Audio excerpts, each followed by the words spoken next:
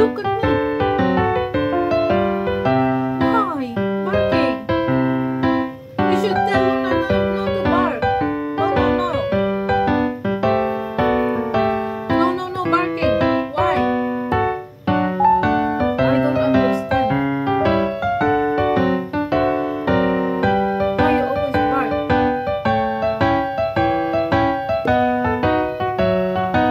You also are. Sissy, why? Why? You are both so tiny. You keep barking, keep barking, keep barking. I don't understand. Huh?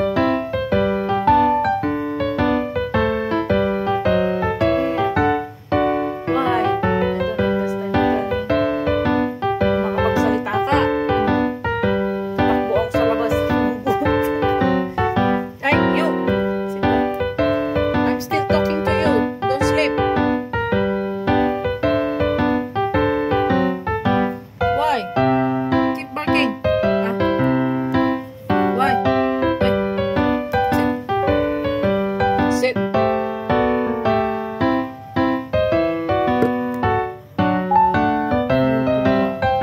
Never go down anymore. I need to go walk outside. Huh? Sissy, alright? Hmm? Yes? And you didn't eat your dinner yet. Why?